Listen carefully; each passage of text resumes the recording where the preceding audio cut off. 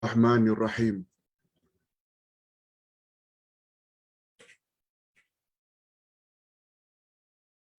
Alhamdulillah nahmaduhu wa nasta'inuhu wa nastaghfiruh wa na'udzu billahi min shururi anfusina wa min sayyiati a'malina. May yahdihillahu fala mudilla lahu wa may yudlil fala hadiya lahu. Asyhadu an la ilaha illallah wahdahu la syarika lah wa asyhadu anna Muhammadan abduhu wa rasuluh la nabiyya ba'dah. Allahumma salli wa sallim ala nabiyyina Muhammad wa ala alihi wa sahbihi ajma'in, amma ba'd. Hadirin dan hadirat serta para pemirsa yang saya hormati, Assalamualaikum warahmatullahi wabarakatuh. Alhamdulillah, kita bersyukur kehadirat Allah Azza wa Jalla. Berkat taufiknya kita insya-Allah dapat lagi menambah ilmu pengetahuan agama kita pada pagi ini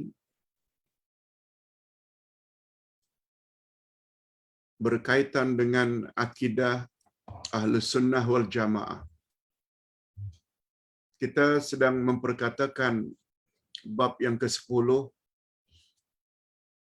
yaitu akidah imam-imam mazhab yang 4.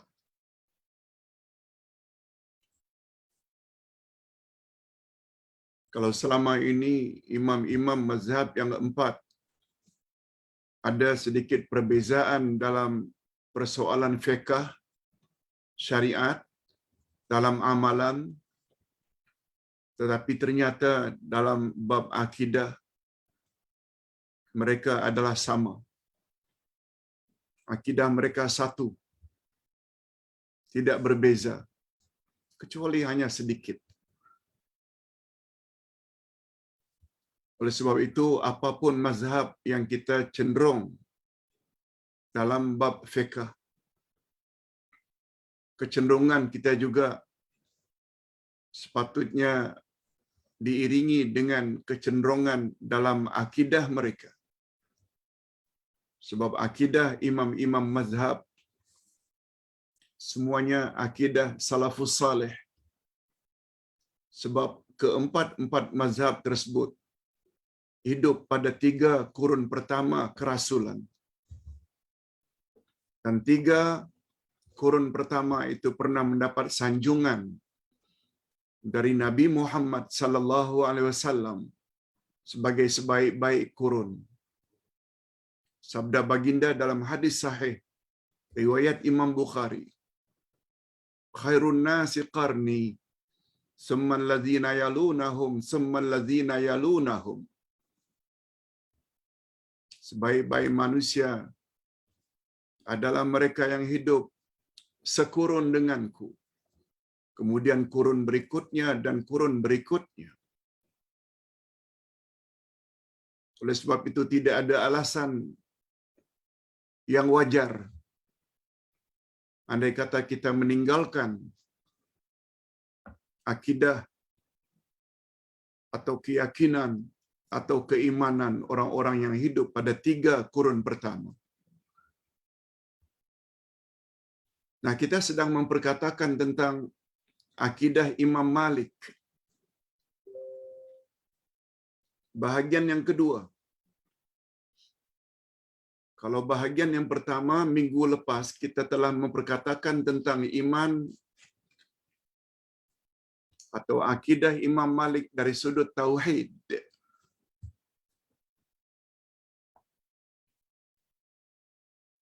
Imam Malik mengatakan bahawa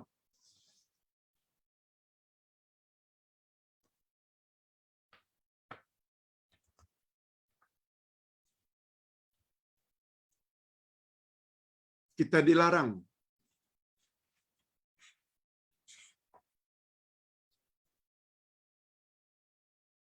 mengatakan bahawa Al-Quran itu makhluk. Imam Malik mengatakan bahawa siapa yang mengatakan Al-Quran itu makhluk, dia adalah zindik.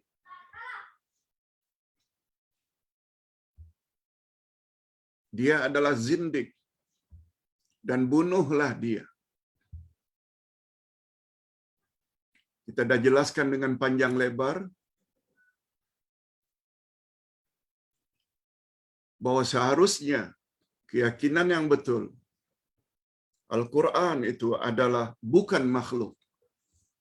Sebab Quran kalamullah dan kalam itu adalah sifat bagi Allah. Sebagaimana zat Allah itu bukan makhluk, maka sifatnya juga bukan makhluk. Karena Quran itu adalah wahyu. Quran itu bukan kertas. Yang makhluk itu kertas. Sedangkan definisi Al-Quran adalah wahyu Allah. Wahyu Allah adalah kalam Allah yang diturunkan kepada Rasul terakhir melalui malaikat Jibril dalam bahasa Arab.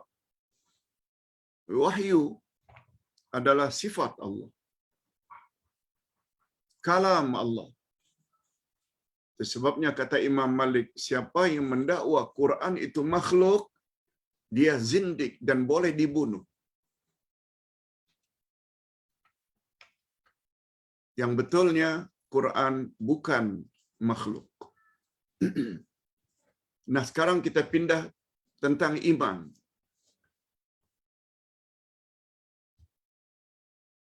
Menurut Imam Malik, iman adalah ucapan mulut dan perbuatan anggota yang tentu saja diikuti dengan keyakinan atau kebenaran hati.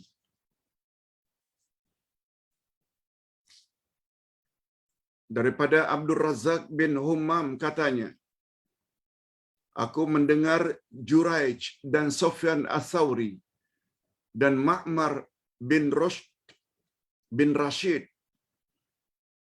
dan Sufyan bin Uyainah dan Malik bin Anas. Mereka semua berkata, iman adalah ucapan dan amalan. Boleh bertambah dan boleh berkurang. Yes, ini poin penting. Tidak cukup iman itu hanya ucapan mulut. Malah kita berani mengatakan hatta diikuti dengan keyakinan hati.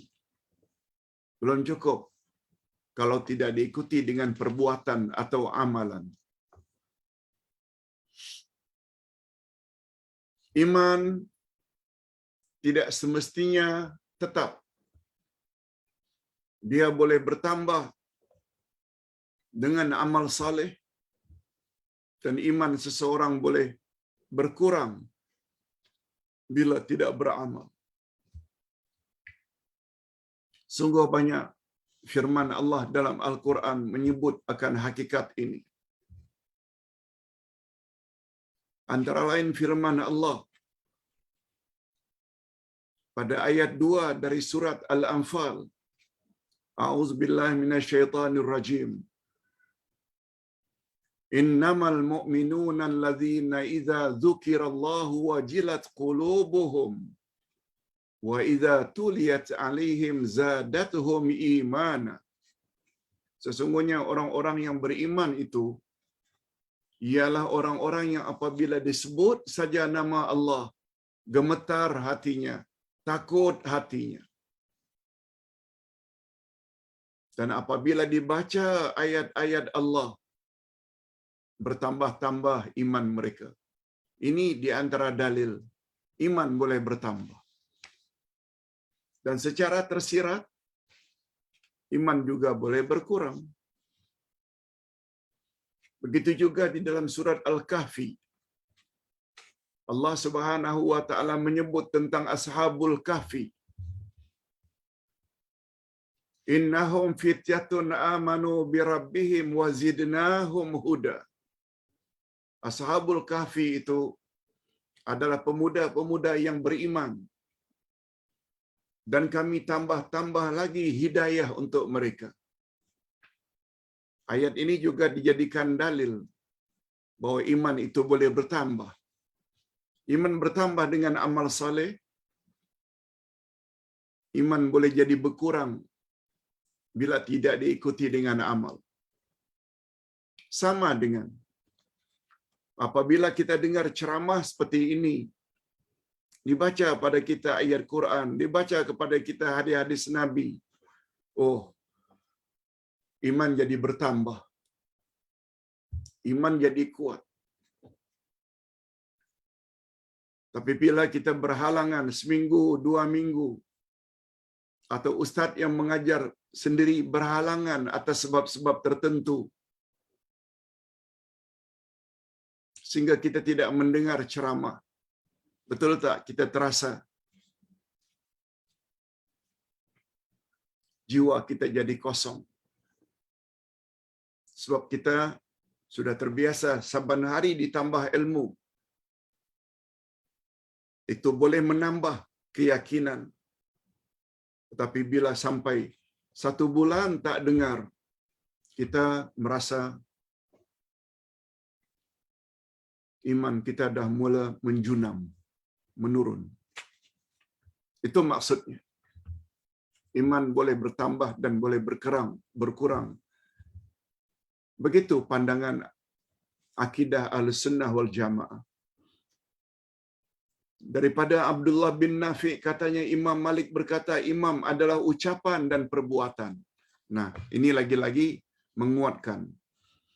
Daripada Ashhab bin Abdul Aziz, katanya Imam Malik berkata, manusia melakukan salat selama 16 bulan menghadap ke Baitul Maqdis.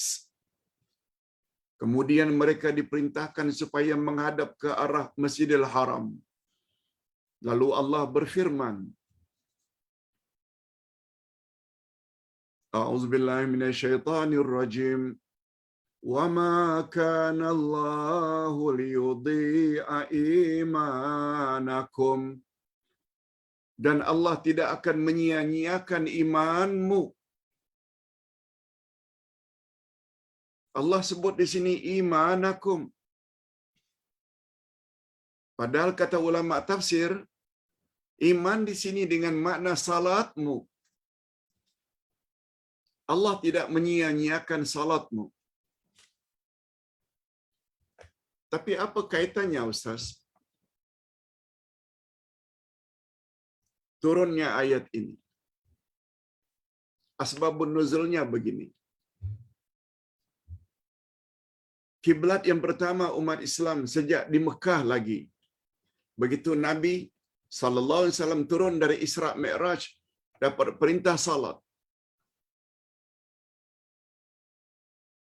Nabi ketika itu disuruh menghadap ke Baitul Maqdis, bukan Ka'bah. Setahun kemudian baginda hijrah ke Madinah. Kedudukan Madinah adalah di tengah-tengah di antara Mekah dengan Baitul Maqdis Palestin.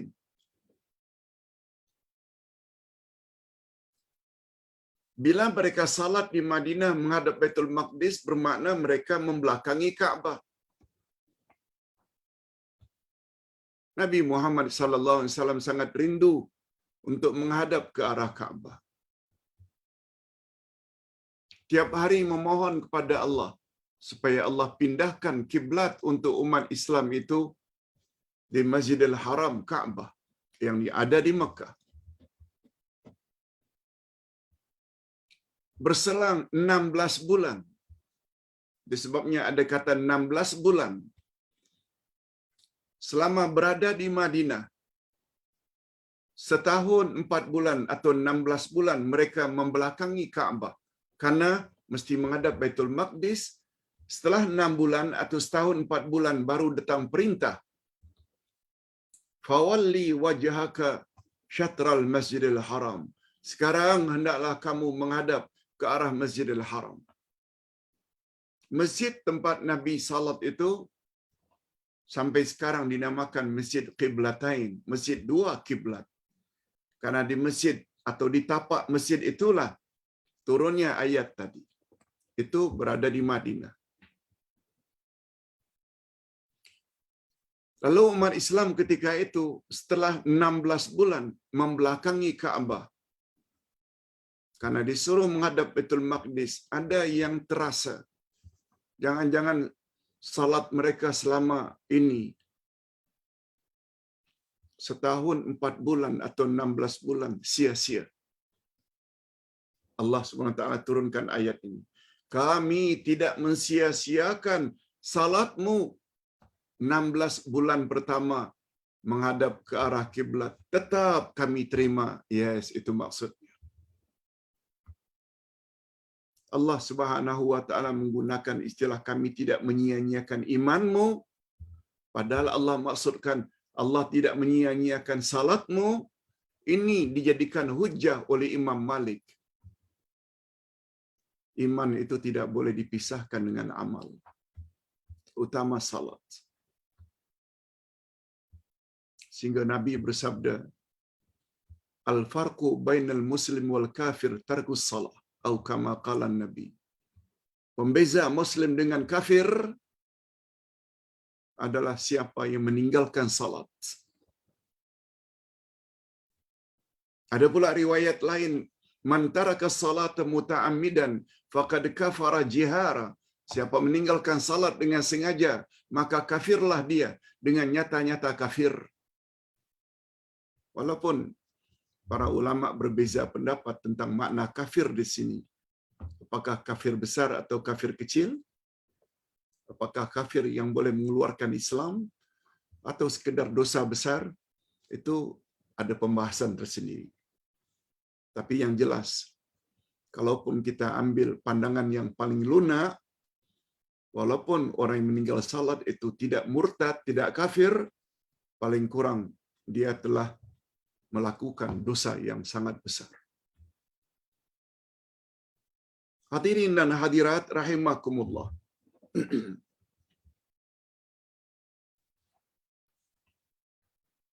Kita teruskan.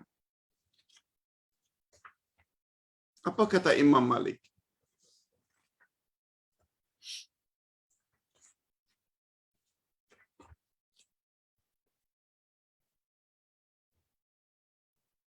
Ustaz baca sedikit.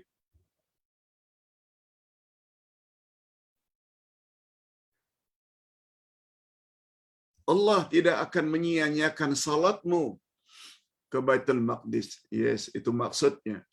Imam Malik berkata, sesungguhnya ayat ini mengingatkan aku kepada perbuatan golongan Murji'ah. Kita dah belajar dah golongan Murji'ah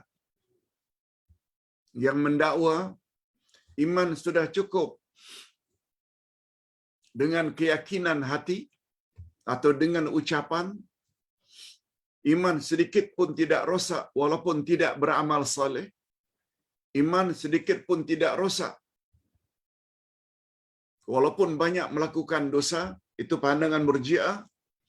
Kata Imam Malik, aku teringat dengan pandangan Murji'ah yang mengatakan sesungguhnya salat bukanlah sebahagian daripada iman. Itu Murji'ah. Tak salat pun sempurna iman. Buat dosa pun sempurna imanmu. Yang penting iman itu hanya dalam hati. Walaupun banyak melakukan dosa. Itu Murji'ah. Ahlus Sunnah wal Jamaah tidak. Selain ucap 2 kalimah syahadat, benarkan dengan hati Allah Tuhannya, Muhammad Rasulnya, dan dia mesti ikuti dengan amalnya. Buat suruhan Allah, suruhan Rasul, jauhi larangan Allah dan larangan Rasul. Baru sempurna imannya. Itu sebabnya kata Imam Ahlus Sunnah wal Jamaah, Imam Hasan Al-Basri, kita pernah sebut. Apa kata Hasan Al-Basri? Laisal imanu bitamanni, walakin ma waqara fil qalbi wa saddaqahul amal. Iman bukan ucapan lidah. Iman bukan angan-angan kosong. Tetapi iman adalah keyakinan yang tertancap di lubuk hati, lalu dibenarkan oleh perbuatan atau oleh amal salehnya dengan anggota. Yes, itu namanya iman. Nah, sekarang kita berpindah kepada fasal berikutnya. Pandangan Imam Malik tentang para sahabat. Sahabat-sahabat Nabi. Bagaimana sikap Ahlus Sunnah wal Jamaah yang memiliki iman yang mantap terhadap sahabat-sahabat Nabi, walaupun mereka bukan insan-insan yang maksum. Kita dengar kata Imam Malik supaya dapat kita bezakan antara kita dengan Syiah. Daripada Abdullah Al-Ambari katanya, Imam Malik bin Anas telah berkata, siapa yang memperlekeh atau memperleceh, memperkecil-kecilkan sahabat-sahabat Nabi, seorang saja, atau di dalam hatinya terdapat perasaan dengki kepada sahabat Nabi, maka ia telah berhak mendapat bahagian. Maka dia tidak berhak mendapat bahagian daripada harta rampasan perang kaum muslimin. Kaum muslimin bila terjadi peperangan dengan orang kafir, dapat harta rampasan. Nah, orang yang menghina atau memperkecil, memperlekeh sahabat-sahabat Nabi, walau seorang, dia tidak layak mendapat bahagian harta rampasan perang. Kemudian beliau membaca ayat, dan orang-orang yang datang sesudah mereka, yaitu Muhajirin dan Ansar, mereka berdoa. Disebut oleh Allah di dalam surat Al-Hashr, ayat yang ke-10.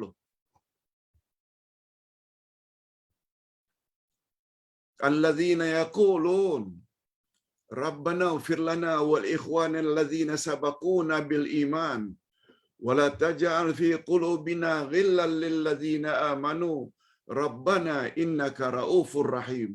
Yes, Al-Hashr ayat 10. Ini terjemahannya. Ya Tuhan kami, berilah ampun kami, beri ampunanlah kepada kami dan saudara-saudara kami yang telah beriman lebih dahulu daripada kami. Dan janganlah engkau biarkan kedengkian di dalam hati kami terhadap orang-orang yang beriman.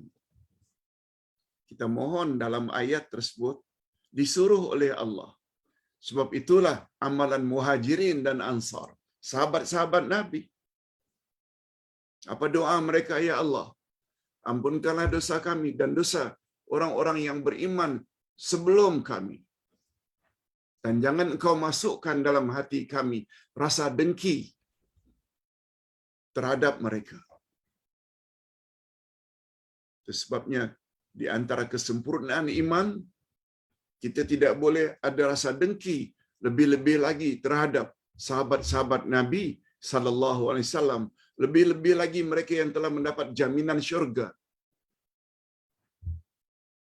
Daripada Abdullah An-Nafi, kita tambah lagi.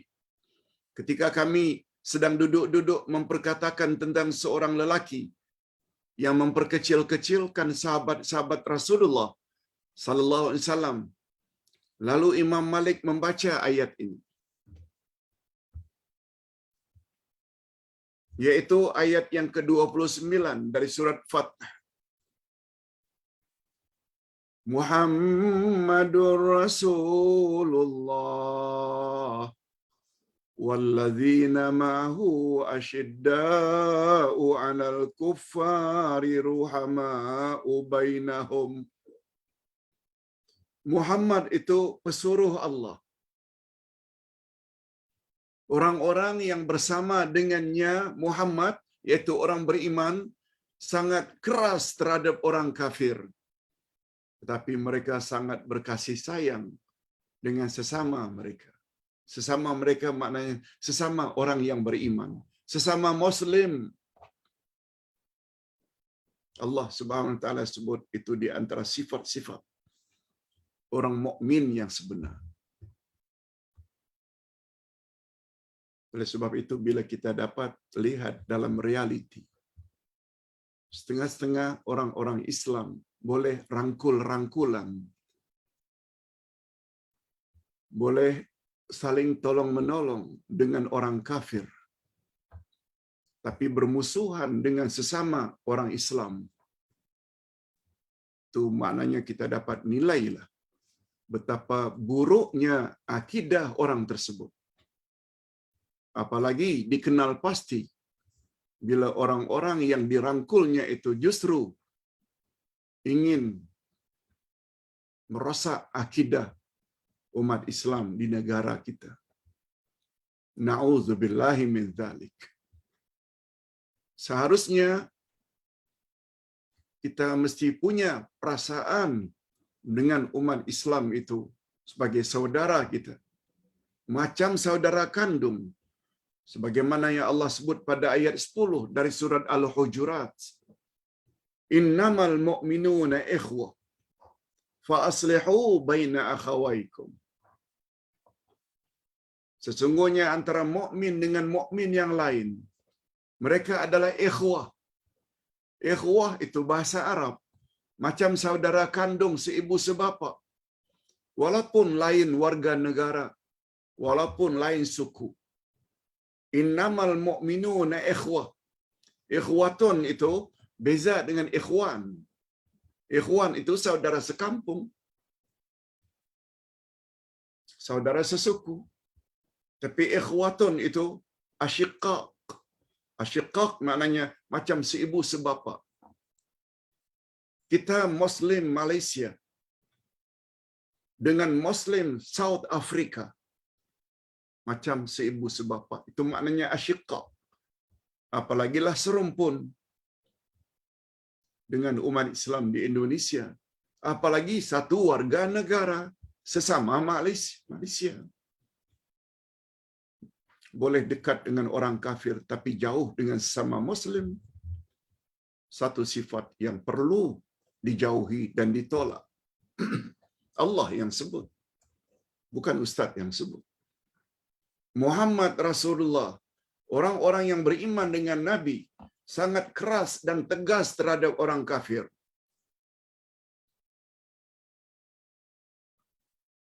Apalagi dalam hal-hal keagamaan. Tak boleh tunjuk muka pada mereka. Lakum dinukum waliyadin.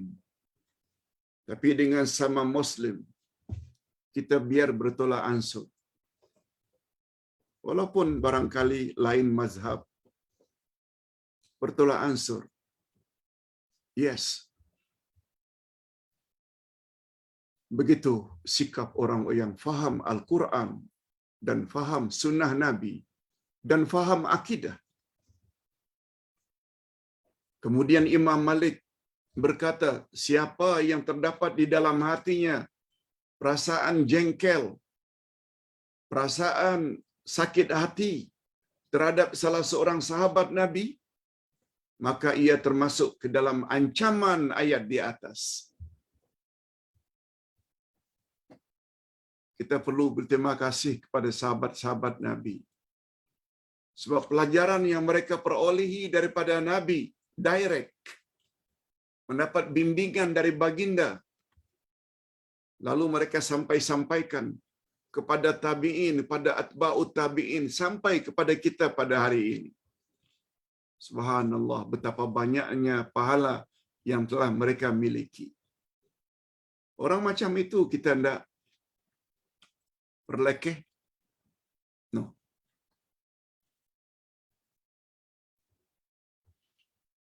Daripada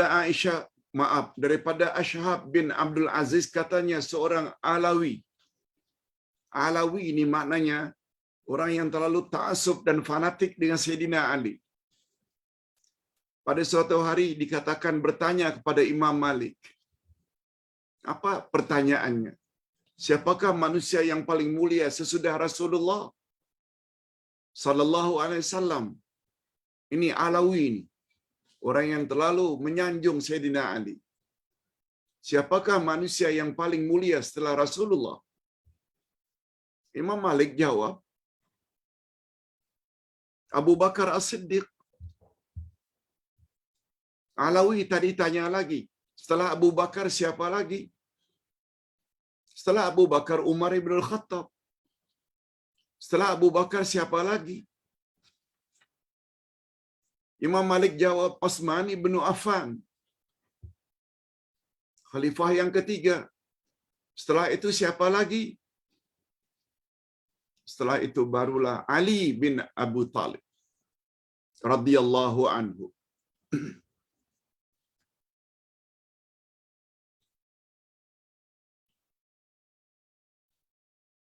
Kemudian apa jawaban Ali? Apa jawaban Alawi? Apa komen Alawi? Setelah mendapat jawaban Imam Malik, manusia paling mulia setelah Rasulullah Abu Bakar, kemudian Umar, kemudian Utsman, kemudian baru Ali yang keempat. Apa kata Alawi? Orang yang paling fanatik dengan Sayyidina Ali. Aku tidak akan berguru kepadamu untuk selama-lamanya, wahai Malik. Lalu Imam Malik pun menjawab, terserah kepada kamu. Terserah pada kamu. Kita tak boleh paksa. Malah kalau kita sudah belajar tentang Syiah, ini orang Syiah ni, Alawi ni, banyak cenderung pada Syiah. Dalam kitab-kitab Syiah malah disebut, tertera dalam kitab mereka.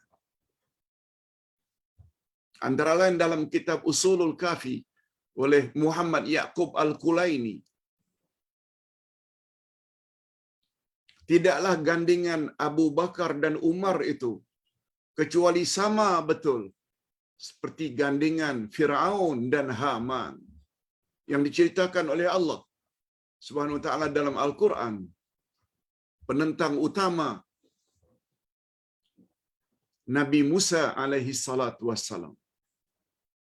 Confirm tempat mereka adalah neraka. Syiah sanggup menyamakan Abu Bakar dan Umar yang dijamin oleh Nabi masuk syurga itu sama dengan Fir'aun dan Haman. Na'udzubillah.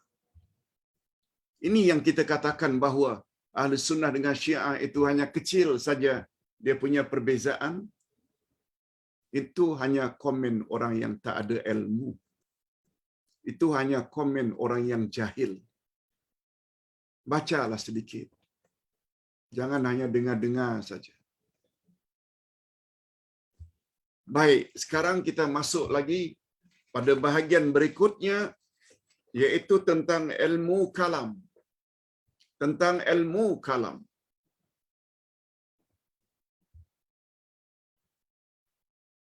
Hadirin dan hadirat rahimakumullah. Kita dah jelaskan sebelum ini tentang ilmu kalam. Ilmu tauhid lain, ilmu kalam lain. Ilmu tauhid atau ilmu akidah,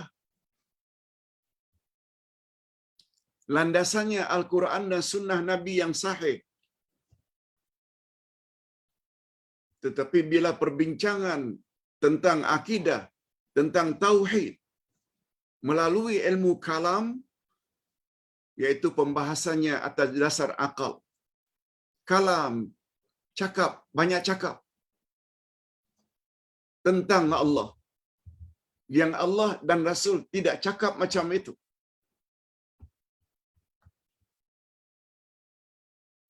Keempat-empat imam mazhab sangat benci dengan ilmu kalam.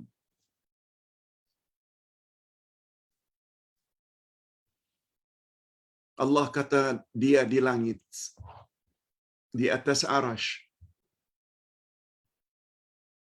Nabi Muhammad juga mengatakan Allah di langit. Irhamu man fil ardi yarhamkum man fis sama. Sayangilah makhluk yang di bumi. Niscaya kamu akan disayangi oleh yang di langit. Siapa yang di langit? Allah.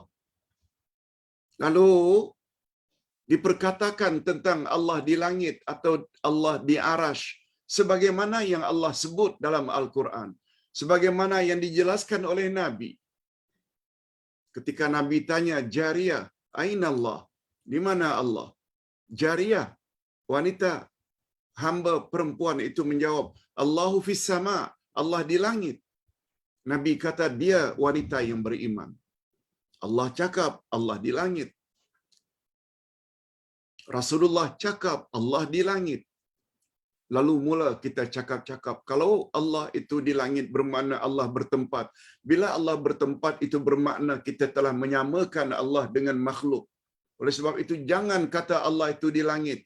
Ini yang disebut dengan ilmu kalam. Keempat-empat imam mazhab sangat benci dengan ilmu kalam. Itu yang kita suka. Ini yang Ustaz mau para jemaah sekalian fahami akidah imam yang empat ini. Mengapa kita hanya ambil fiqhnya, tapi kita tidak ambil akidahnya? Next week insya-Allah kita akan bahas akidah Imam Asy-Syafi'i.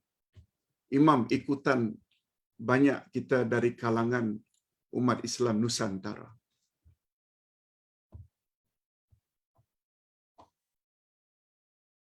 Apakah kita berani mengatakan bahawa Imam Malik itu semuanya sesat? Imam Syafi'i sesat karena mereka menentang ilmu kalam. Tunggu dulu. Tambah ilmu lah sedikit. Khasnya para penceramah. Sehingga menuduh yang bukan-bukan. Itu sebabnya Ustaz forward satu video, satu YouTube, satu ceramah. Pagi tadi minta tim sebarkan di seluruh grup. Sangat buruk sikap orang yang menuduh yang bukan-bukan kepada pejuang-pejuang sunnah Nabi sallallahu alaihi wasallam. Tuduhan itu sangat berat. Orang yang coba nak mengajak ke jalan yang lurus justru dikatakan sesat. Tunggu dulu, siapa sebenarnya yang sesat? Yang ikut Nabi ke atau yang ikut bukan datang dari Nabi? Yang ikut sunnah Nabi ke? Yang ikut akidah Nabi ke? Atau yang sebaliknya? Tolong jawab. Justru orang yang bawa lengkap dengan dalil Quran, sunnah Nabi, pandangan imam-imam mazhab dari kalangan orang-orang yang hidup 300 pertama dikatakan sesat. Tambahlah ilmu sikit. Hadirin dan hadirat rahimakumullah. Coba dengar apa kata Imam Malik tentang ilmu kalam. Ingat ya, ilmu kalam yang banyak cakap tentang Allah, yang Allah tak cakap macam itu, yang Rasul tak cakap macam itu.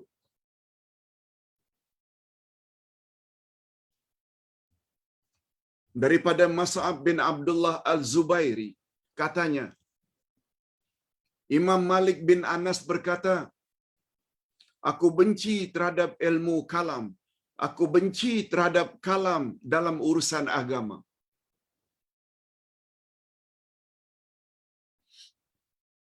Aku benci tentang kalam atau terhadap kalam dalam urusan agama.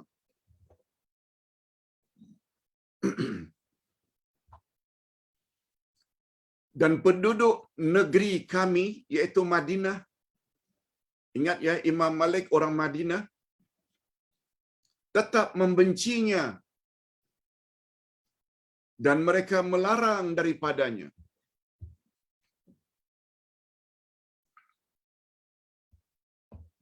Itu sebabnya siapa yang belajar dari Islamic University Madinah punya pandangan macam ini, memang betul. Keluaran Madinah, Islamic University Madinah, Al-Jami'ah Al-Islamiyah bil Madinatul Munawwarah, tak mau memperkatakan tentang akidah berdasarkan approach ilmu kalam. Seperti kalam tentang pandangan Jaham dan Qadariyah yang menafikan sifat-sifat Allah. Qadariyah pula mendakwa kita yang paling menentukan masa depan kita, bukan Allah. Kita sangat benci dengan fahaman itu. Beliau tidak menyukai kalam kecuali dalam perkara-perkara yang dapat diamalkan. Salat, puasa, zakat, haji, umrah yang kita dapat amalkan. Karena Nabi suruh begini, suruh begini, suruh begini dalam melakukan amalan tersebut. Cakaplah. Nak cakap, cakaplah perkara yang kita boleh amalkan.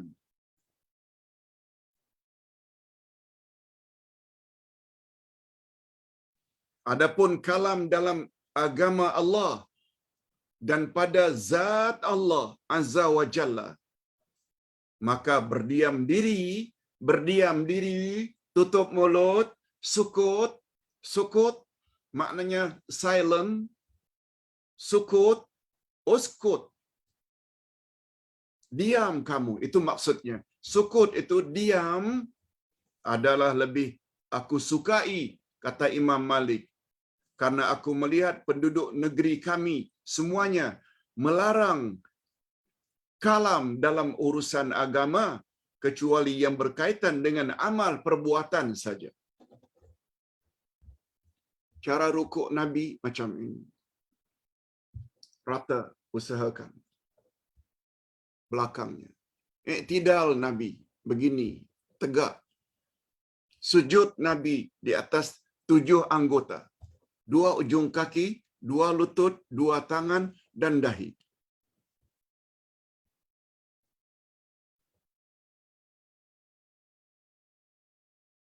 Beri salam. Assalamualaikum warahmatullahi. Assalamualaikum warahmatullahi. Angkat takbiratul ihram, Allahu Akbar. Apa yang kamu akan lakukan, dapat lakukan, katakanlah tentang perkara itu. Tapi bila menyangkut zat Allah, antara lain sifat-sifat Allah, begini, begitu, oh tak boleh kita artikan Allah itu bersemayam di atas arasy. Kita mesti robah kepada Allah itu memerintah. Jangan katakan Allah itu turun pada sepertiga akhir malam. Yang turun itu adalah rahmatnya, bukan Allah yang turun. Ini semua ilmu kalam.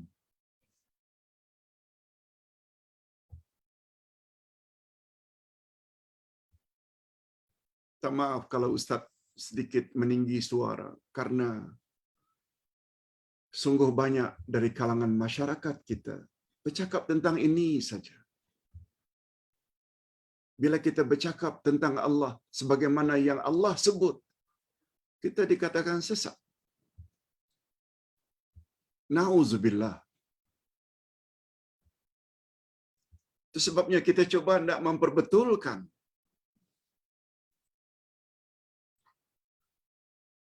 Tidak ada istilah. Jika kita ingin memperbetulkan sesuai dengan kehendak Allah dan Rasul, sebagaimana pemahaman 3 kurun pertama, tak layak dikatakan sebagai pemecah belah. Mereka yang ingin menyelamatkan kita sebenarnya, supaya sesuai dengan makna siratal mustaqim. bukan ustaz cakap.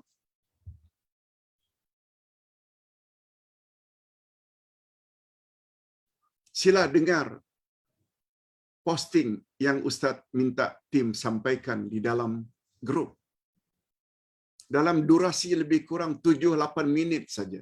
Tak panjang, tapi cantik uraiannya. Sebagaimana ustaz dulu-dulu juga pernah jelaskan. Makna ihdinas siratal mustaqim yang kita minta seharian. Minima 17 kali. Sebab ada 17 rakaat salat fardu yang mesti kita lakukan setiap hari. Setiap rakaat kita mesti baca ihdinas siratal mustaqim. Siapa itu yang telah mendapat siratal mustaqim? Siratal ladzina an'amta alaihim, yaitu orang-orang yang telah engkau beri mereka nikmat ke atas mereka. Siapa pula mereka yang telah confirm mendapat nikmat itu?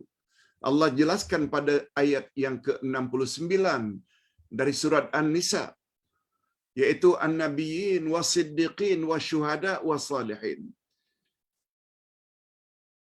Nabi untuk kita Nabi Muhammad, siddiqin, siddiq antara lain Abu Bakar Siddiq dan anaknya Aisyah As-Siddiqah dapat gelaran As-Siddiq.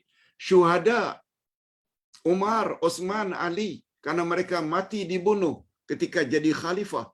As-Salihin, orang-orang saleh 4 mazhab ini. Imam Abu Hanifah, Imam Malik, Imam Asy-Syafi'i, Imam Ahmad Ibnu Hanbal dan lain-lain lagi.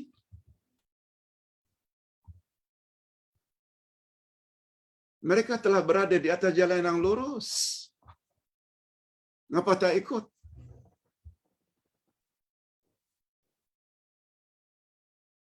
Ini belum lagi kita tambah dengan tafsir ihdinas siratal mustaqim. Kata Syekh Abdul Rahman bin Nasir As-Sa'di di dalam kitab tafsirnya Kalamul Mannan. Ihdinas siratal mustaqim ada 2 makna. Makna ya.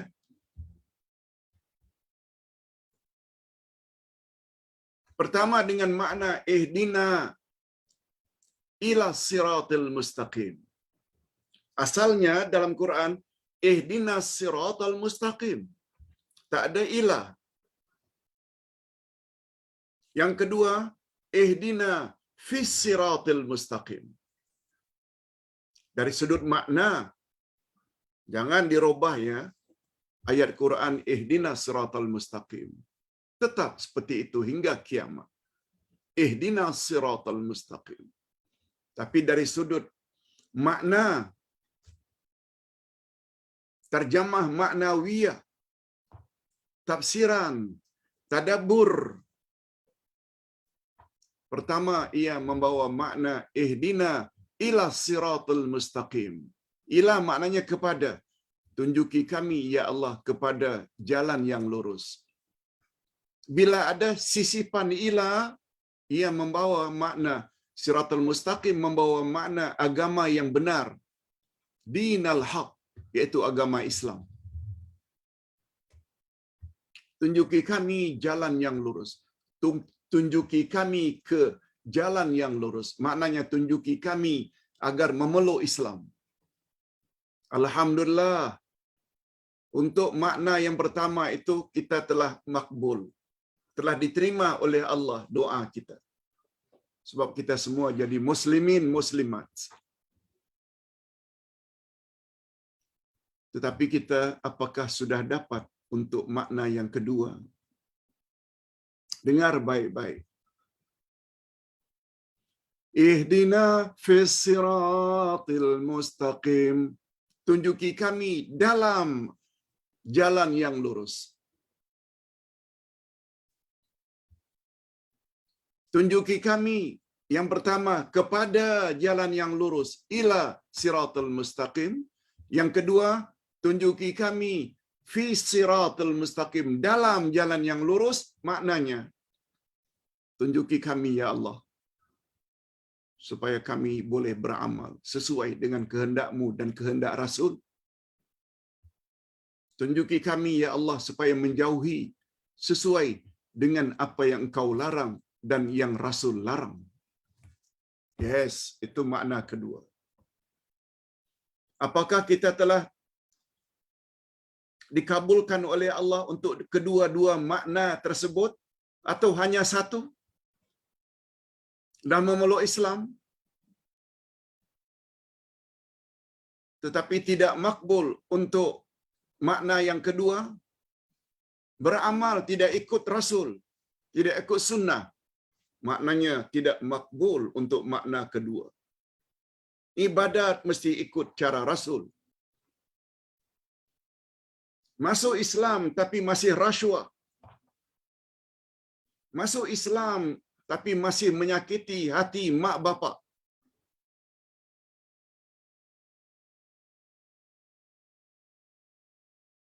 Puasa tak sebagaimana puasa Rasulullah.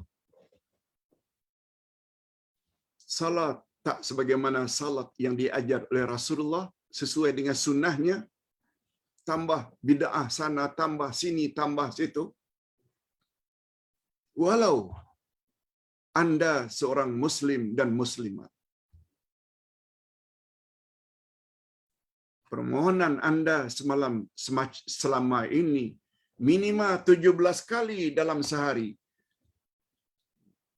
Kita yang rajin buat rawatib, qabliyah, ba'diyah, duha, tahajud, witir, tak mustahil sampai kita ucap 30 kali, 40 kali ihdinas siratal mustaqim dalam sehari. Karena setiap rakaat salat, walaupun itu salat sunat, mesti baca surat Al-Fatihah. Sebab kata Nabi, la salata liman lam yaqra bi Fatihatil kitab.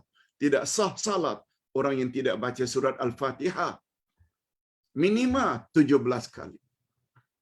Mungkin 25 kali, mungkin 30 kali dalam sehari. Tapi gara-gara tidak memahami makna ihdinas siratal mustaqim, hanya memahami untuk makna yang pertama, sekedar memeluk Islam. Tapi Islam tidak ikut sunnah Nabi, tidak ikut bimbingan Nabi dalam beribadat, dalam berakhlak, tidak akan menguntungkan. Apalagi syarat amal diterima, selain ikhlas lillah, mesti ikut cara Rasulullah sallallahu alaihi wasallam.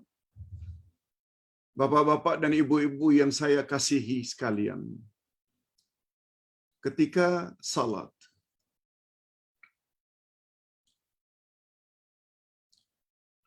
ketika sedang membaca ihdinas siratal mustaqim, tolong ingat-ingat dua makna yang terkandung di dalam ihdinas siratal mustaqim. Pertama, tunjuki kami kepada jalan yang lurus, maknanya tunjuki kami kepada agama yang benar, yaitu agama Islam. Alhamdulillah, kita sudah jadi Muslim, sudah jadi Muslimat. Tapi untuk makna yang kedua, ya Allah, tunjukilah kami di dalam kami beragama Islam. Agama Islam yang Allah Subhanahu wa taala terima ialah agama Islam sebagaimana yang dibawa oleh Nabi Muhammad sallallahu alaihi wasallam. Khasnya dalam bab beribadat, Allah syaratkan mesti ikut cara Nabi Muhammad sallallahu alaihi wasallam. Banyak dari kalangan umat Islam yang kecundang untuk makna yang kedua. Sebab bila kita ingat dengan makna itu membuat salat kita menjadi khusyuk. Salat yang macam itu yang dapat memberi kesan. Sebagaimana firman Allah pada ayat 49 dari surat Al-Ankabut. Aqimis salah. Inna salata tanha anil fahsya'i wal munkar. Dirikan salat.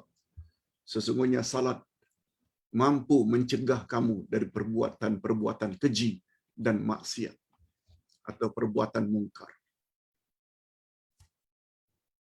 Ustaz teruskan.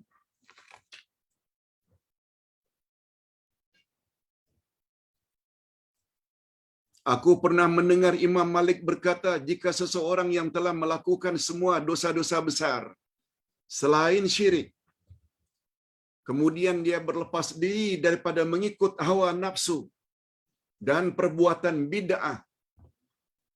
Lalu Imam Malik menyebut di antara perbuatan bid'ah itu ialah, kata Imam Malik, tentang ilmu kalam. Ilmu kalam ini adalah tentang menyandarkan sesuatu dengan akal bila bercakap tentang Allah. Beliau menyebut itu adalah bid'ah.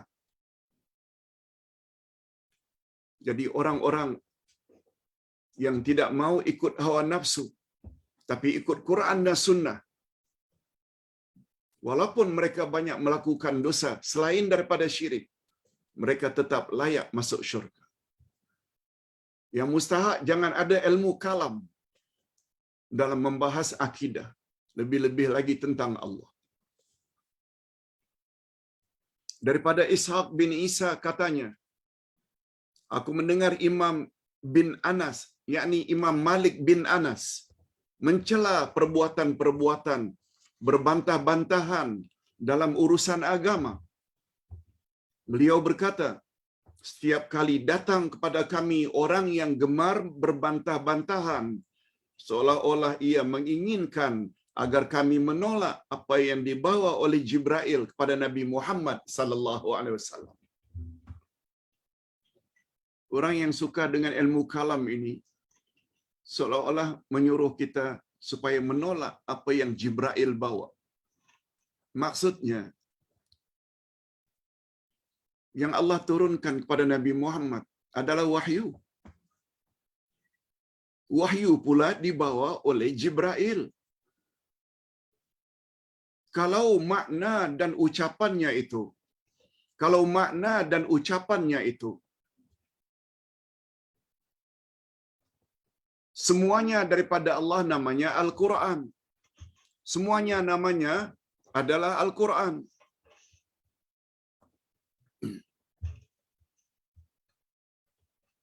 Sedangkan bila makna daripada Allah, tapi Nabi Muhammad sallallahu alaihi wasallam sebutkan dengan bahasa sendiri, itu namanya hadis. Ringkasnya, Quran ke hadis ke, semuanya wahyu. Apalagi Allah berfirman pada ayat 3 dan 4 dari surat An-Najmi, "Wa ma yantiqu 'anil hawa in huwa illa wahyu yuha." Tidaklah Nabi Muhammad itu bercakap berdasarkan hawa nafsunya, tapi semua percakapan baginda adalah wahyu. Semua percakapan baginda adalah wahyu. Itu sebabnya Nabi Muhammad sallallahu alaihi wasallam bersabda, "Unzila alayyal Qur'an wa misluhu ma'ah." Telah diturunkan kepadaku Al-Quran dan yang semisal dengannya. Yang semisal dengannya itu adalah hadis. Jadi seolah-olah kalau kita coba memperkatakan tentang Allah melalui ilmu kalam, approach ilmu kalam, seolah-olah kita diajak supaya jangan percaya dengan apa yang Jibril bawa, sama ada ayat Quran atau hadis Nabi. Itu maksudnya. Lihat betapa bahayanya ilmu kalam. Daripada Abdurrahman bin Mahdi katanya, seorang laki-laki bertanya kepada Imam Malik, lalu Imam Malik berkata, barangkali engkau salah seorang sahabat daripada Amr bin Ubaid. Mudah-mudahan Allah menurunkan laknatnya ke atas Amr bin Ubaid, karena dialah orang yang memulai bid'ah kalam ini. Kalau ingin tahu siapa yang mula-mula mencipta ilmu kalam, inilah dia. Amr bin Ubaid. Kalaulah kalam itu suatu ilmu, niscaya perkara ini menjadi percakapan di kalangan para sahabat dan tabi'in, sebagaimana percakapan dan perbincangan mereka tentang hukum hakam dan syariat. Namun para sahabat, salafus salih, tabi'in dan atba'ut tabi'in tidak bercakap agama ini terlalu banyak dengan akal. Sampai Sayyidina Ali sendiri berkata, mengapa ketika menyapu sepatu, mengusap sepatu, sebagai pengganti basuh kaki ketika beruduk. Ketika musafir boleh 3 hari 3 malam.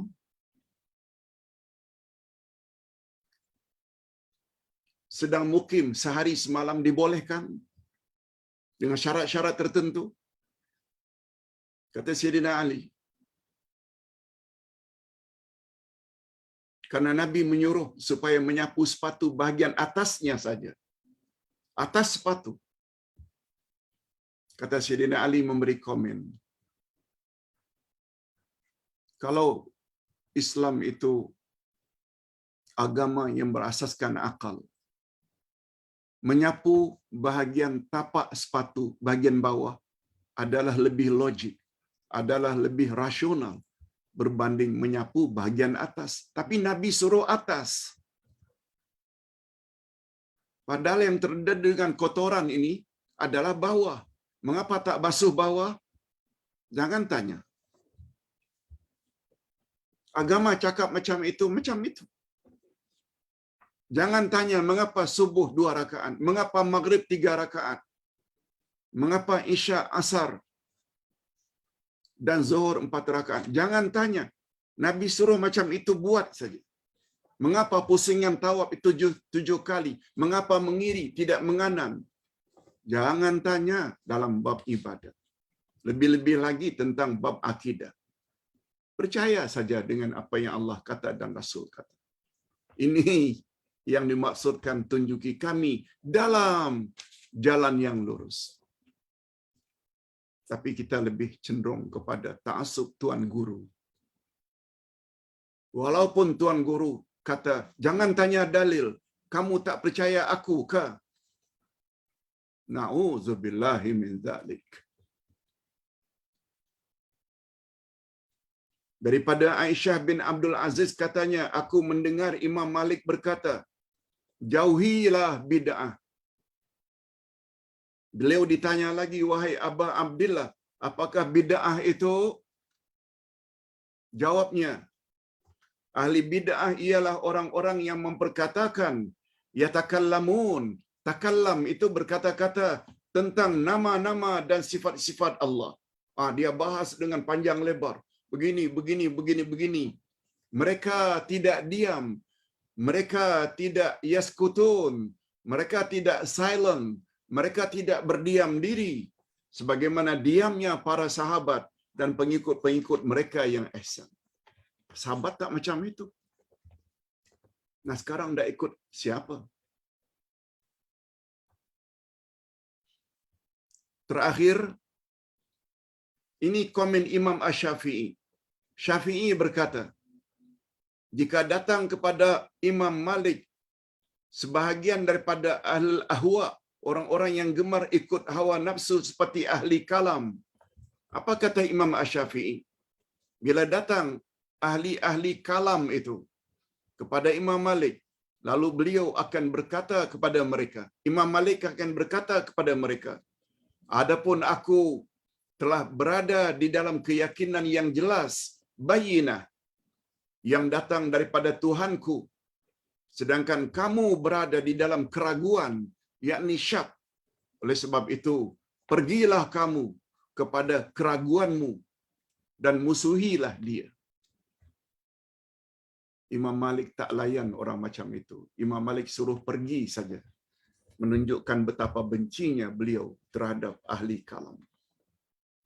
Kita akan tambah lagi bab ini pada minggu hadapan, lebih-lebih lagi tentang imam kita, Imam Asy-Syafi'i, yang selama ini kita ikut cara beribadat menurut pandangan beliau. Bagus. Tapi jangan lupa macam mana akidah beliau. Kita jumpa insya-Allah pada minggu hadapan. Kita akhiri dengan doa. Alhamdulillahirabbil alamin.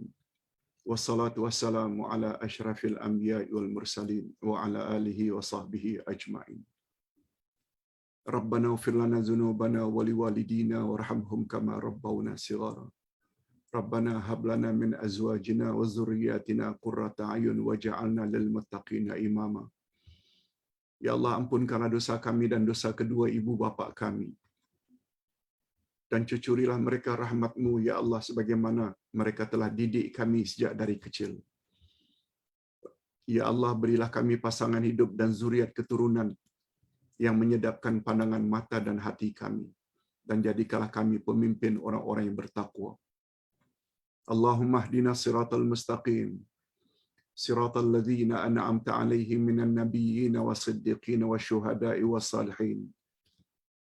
Ghairil maghdubi 'alaihim waladdallin. Ya Allah, tunjukilah kami jalan yang lurus, yaitu jalan orang-orang yang telah Engkau beri mereka nikmat dari kalangan para nabi, siddiqin, syuhada dan salihin. Dan hindarkan kami daripada termasuk ke dalam golongan orang-orang yang Engkau murkai, yang banyak ilmu tapi tidak mengamalkan. Dan hindarkan kami dari golongan yang sesat, yaitu orang yang banyak beramal tapi tanpa berdasarkan ilmu yang sahih. Ya Allah, kabulkanlah permintaan kami ihdinas siratal mustaqim untuk kedua-dua maknanya. Bukan terbatas kepada tunjuki kami kepada agama yang benar. Alhamdulillah, kami bersyukur karena makna yang pertama itu Engkau telah kabulkan. Tapi kami juga memohon kepadamu, ya Allah, ihdina fis siratal mustaqim.